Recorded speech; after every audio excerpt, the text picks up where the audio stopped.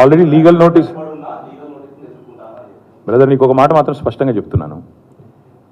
నాకు ఎలాంటి ఇల్లీగల్ వ్యవహారాలతో నాకు సంబంధం లేదు. ఫోన్ ట్యాపింగ్ అని చెప్పి లీకు వీరుడు రేవంత్ రెడ్డి గారు పాపం డైరెక్ట్గా ప్రెస్ కాన్ఫరెన్స్ పెట్టే దమ్ము లేదు, డైరెక్ట్గా ఆధారాలు ప్రజల ముందు పెట్టే దమ్ము లేదు. ఏముందో విషయం ఎవరికి తెలియదు. పోలీస్ రిమాండ్లో ఉన్న వాళ్ళకి కూడా ఫోన్లకు వెళ్ళి మీకు లీకులు వస్తాయి. ఈయన లీకు వీరుడు. మరి ఈ లీకు వీరుడు ఏదో కష్టపడి నా క్యారెక్టర్ అసాసినేషన్ చేయాలనే ప్రయత్నంలో చాలా బలంగా ఉన్నాడు.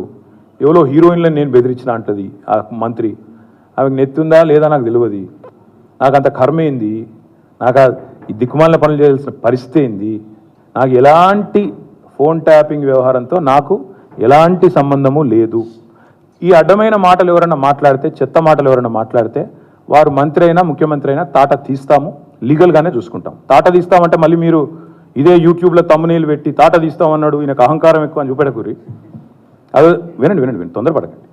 తప్పకుండా లీగల్గానే ఎదుర్కొంటాం, న్యాయపరంగానే ఎదుర్కొంటాం. మాకు ఎవరిని బెదిరించాల్సిన అవసరం కానీ ఎవరిని ట్యాపింగ్ చేయాల్సిన అవసరం కానీ లేదు. కానీ దయచేసి మీడియా మిత్రులు నేను కూడా కొడతా ఉన్నా. 2014లో మా ప్రభుత్వం వచ్చింది.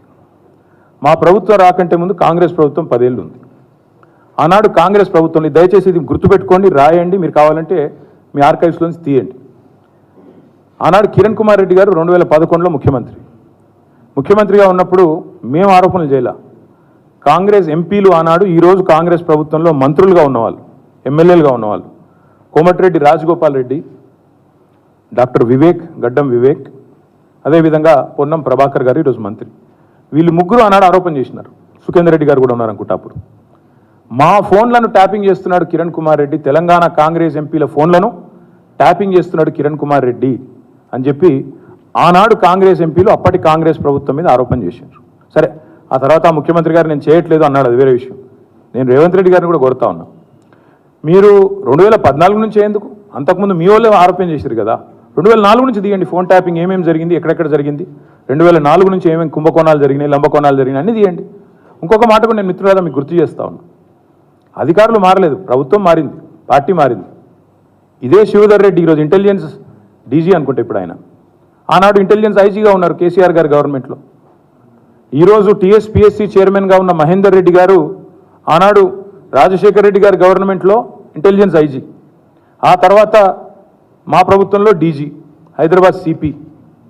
మరి ఈరోజు డీజీపీగా ఉన్న రవి గుప్తా గారు ఆనాడు హోమ్ సెక్రటరీ. వీరందరూ కూడా మరి ఈరోజు మా మీద చేసే ఆరోపణలు కానీ, ఇష్టం వచ్చినట్టు ఇచ్చే లీకులు కానీ, మాట్లాడుతున్న మాటలు కానీ, ఆ రోజు అధికారుల ప్రమేయం నిజంగానే జరిగింది అనుకుంటే ఒక్క నిమిషం, ఈ అధికారులకు ఎవరికి తెలియదా, వారెవరు బాధ్యులు కాదు, ఒక కేసీఆర్ గారు మాత్రమే బాధ్యుడు అనే లైన్లో ఇవాళ ఏదైతే లీకులు ఇస్తున్నారో లీకు వీరుడు, నేను అడుగుతా ఉన్నా.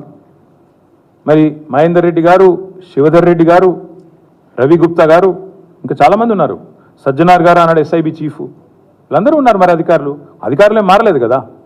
ఫోన్ ట్యాపింగ్ నేను డిమాండ్ చేస్తున్నా ఈ ప్రభుత్వాన్ని, మీకు చిత్తశుద్ధి ఉంటే 2004 వెళ్ళి మొదలుపెట్టు, ఏమేమి ట్యాపింగ్లు జరిగినాయి. నేను నా ఆరోపణ కాదు కదా.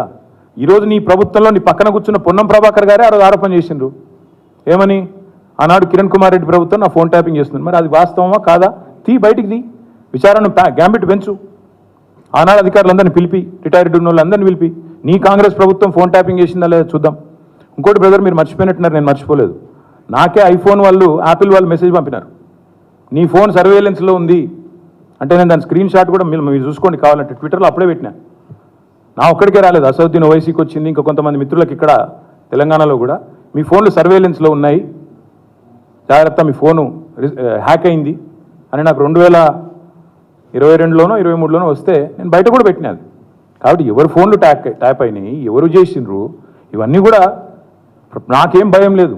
మేము చాలా స్పష్టంగా ఉన్నాం, చాలా క్లారిటీతో ఉన్నాం.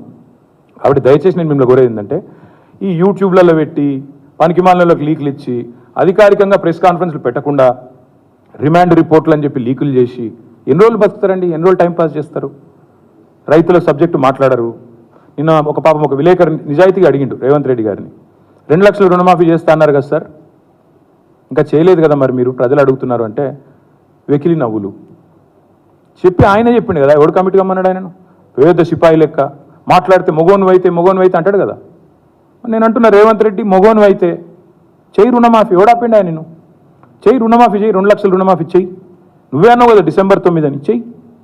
పాయింట్ ఏంటంటే ఈ చిల్లర మాటలు కాదు కదా ప్రజలు చూసేది. అల్టిమేట్గా 4 రోజులు నడిపిస్తారు బై టైంపాస్, అటెన్షన్ డైవర్షన్. ఓ రోజు గొర్రెల స్కామ్ అంటాడు, ఓ రోజు బర్ల స్కామ్ అంటాడు, ఓ రోజు ఫోన్ ట్యాపింగ్ అంటాడు, ఓ రోజు కాళేశ్వరం స్కామ్ అంటాడు. ఇవేనా ఇక?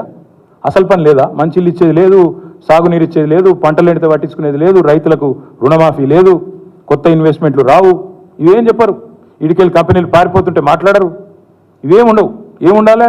మమ్మల్ని అందరినీ రాష్ట్ర ప్రజలను పిచ్చోళ్ళని చేసి వీళ్ళు పోతురట, వాళ్ళు పోతురట, వీళ్ళు జంపట, వాళ్ళు జంపట, వాళ్ళు చెప్పుడు మీరు రాసుడు. బాగుందా?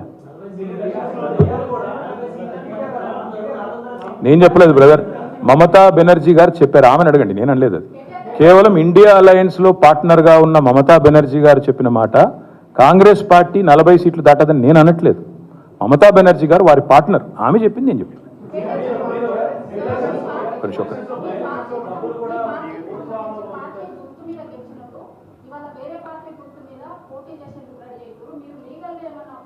ఎస్ ఎస్, ఇదిగో ఈ సుప్రీంకోర్టు తీర్పు అమ్మా, నాది నీది కాదు. దిస్ ఇస్ సుప్రీంకోర్టు తీర్పు. Speaker should decide on disqualification with in 3 months. Supreme court. So Kadiyam Srihari గారి పదవి ఊస్టింగ్ గ్యారంటీ, దానం నాగేందర్ గారి పదవి ఊస్టింగ్ గ్యారంటీ. తప్పకుండా ఇద్దరి కూడా జరుగుతుంది. ఇంకెవరెవరు కండువా వేసుకుంటారో వాళ్ళందరిది కూడా జరుగుతుంది. ఆ 2 చోట్ల ఉప ఎన్నికలు పక్కా వస్తాయి. గన్పూర్లో వస్తుంది తప్పకుండా మీకు 1000%. దాంతోపాటు మన ఖైరతాబాద్లో కూడా ఉప ఎన్నిక ఖాయం. ఇది నాది కాదు, మీకు పంపిస్తాను, చూసుకోండి, చదువుకోండి. నేను చెప్పడం కాదు ఇది.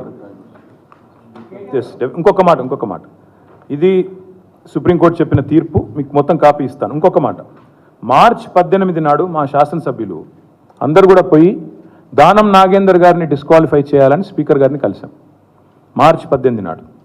తర్వాత మళ్ళీ మొన్న ఒక 4-5 రోజుల కిందట పోయి అసెంబ్లీ సెక్రటరీ గారిని కూడా కలిసి, అసెంబ్లీ సెక్రటరీ లేక తప్పించుకుంటే ఆయన పాపం రూమ్లో దాక్కుంటే జాయింట్ సెక్రటరీకి ఆ కాగితం ఇచ్చి రిజిస్టర్ పోస్ట్ వేసి మొత్తానికి స్పీకర్ గారికి మళ్ళీ గుర్తు చేశాం. ఏమని? Automatic disqualification. ఎందుకంటే ఒక పార్టీలో గెలిచి ఇంకో పార్టీ అభ్యర్థి అయింది దానం నాగేందర్, కాబట్టి ఆటోమేటిక్ డిస్క్వాలిఫికేషన్ ప్రెసిడెంట్ ఉంది. ఇదివరకు భూపతి రెడ్డి అని ఒక ఎమ్మెల్సీ ఉండేది నిజామాబాద్లో, ఆయన ఇట్లే కాంగ్రెస్ అభ్యర్థిగా పోటీ చేయగానే ఆటోమేటిక్గా బీఫామ్ తీసుకోగానే డిస్క్వాలిఫై చేసినారు. తర్వాత కోర్టుకు పోతే కోర్టు కూడా అవును ఇది కరెక్ట్ అని చెప్పింది. అందుకే మేము స్పీకర్ గారికి మనం పంపించినాం, మీరు వెంటనే చేయండి అని. స్పీకర్ గారికి కూడా ఈ ఆదివారం దాకా సమయం ఇస్తున్నాం, మీరు తేల్చండి. ఈ ఆదివారం లోపల, ఈ వీక్లో తేల్చండి.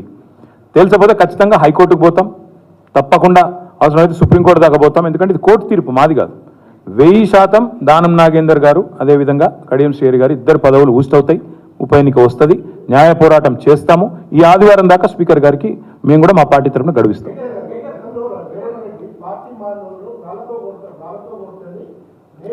నిన్న మందకృష్ణ గారు చాలా బాగా అడిగారండి, వారికి నా అభినందనలు. మందకృష్ణ గారికి నా అభినందనలు. చాలా బాగా అడిగిండు. ఏమన్నాడు? రేవంత్ రెడ్డి గారు మీరే చెప్పారు కదా పార్టీ మారిన వాళ్ళను మరి రాజీనామా చేయకుండా పార్టీ మారితే రాళ్లతో కొట్టండి అని.